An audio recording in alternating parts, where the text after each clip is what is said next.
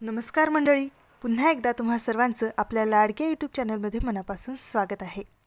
जुळली गाठ ग या मालिकेचा आजचा भाग आपल्या लाडक्या जोडीच्या गोड क्षणांनी भरलेला होता.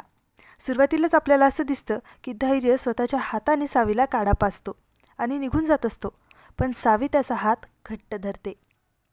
तिला चक्कर येत असते म्हणून धैर्य पटकन तिला आधार देतो. तिचा ताप वाढतच जातोय म्हणून त्याला खूप काळजी वाटत असते. तर तिकडे सावीच्या घरी केतन आणि सावीच्या आईमध्ये कडाक्याचं भांडण होतं. इकडे धैर्य सावीच्या डोक्यावर थंड पाण्याच्या पट्ट्यात ठेवत असतो. सावी सारखं आई आणि भाऊंचं नाव घेत असते. ते ऐकून धैर्य मनात म्हणतो, सावी, का असं वागतेस? का माझा अंत पाहतेस? निघून जा माझ्या आयुष्यातून. पण तेवढ्यात सावी बेशुद्धपणात सारखं धैर्याचं नाव घेत असते. ते ऐकून धैर्याला जाणीव होते की सावीसाठी तिच्या आई आणि भाऊंनंतर सगळ्यात जवळची व्यक्ती तो स्वतःच आहे. नीता वहिनी सावीसाठी पेज घेऊन येतात, पण ती उठतच नसते. म्हणून वहिनी ती पेज धैर्यकडे देतात आणि निघून जातात. धैर्य स्वतः चमच्याने सावीला भरवत असतो, पण ती शुद्धीवर येतच नसते.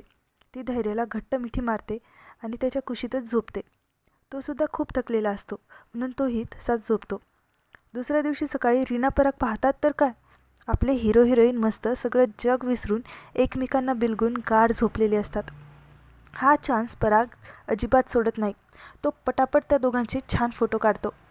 तेवढ्यात दोघांनाही जाग येते. धैर्य पटकन घरात निघून जातो तर दया मामा त्याला चांगलंच सुनावतो. इरा तर सावीचं स्टेटस दाखवत धैर्यबरोबर मोठमोठ्याने भांडते. म्हणून धैर्य रागारागाने बाहेर येतो तर पुन्हा लोक त्याच्यावर गुलाबांच्या फुलांचा वर्षाव करतात. ते सगळे गेल्यावर धैर्य सावीकडे जाऊन तिला म्हणतो, तुझ्या वागण्यामुळे घरात सगळे इतके चिडलेत. जर कुणी रागाच्या भरात काही केलं तर त्याची जबाबदारी मी नाही घेणार. पण सावीला याने काहीच फरक पडत नाही. रीना पराग सावीला समजावतात की आज रात्री आम्ही तुझ्यासोबत इथेच थांबणार, पण सावी त्यांना पाठवून देते.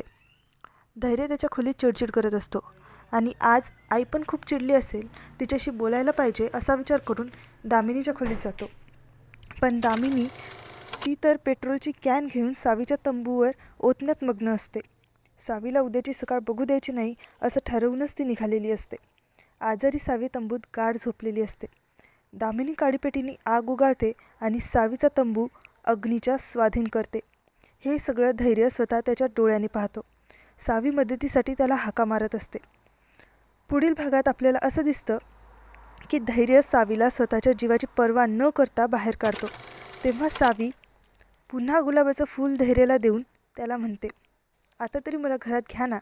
तेव्हा धैर्य ते फूल घेतो, पण त्याच्या डोळ्यातले भाव वेगळेच असतात. धैर्य सावीवरचं त्याचं प्रेम इतक्या सहज स्वीकारेल असं त्याच्या डोळ्यात तर दिसत नाही आहे. तुम्हाला याबद्दल काय वाटतं ते आम्हाला कमेंटमध्ये नक्की सांगा.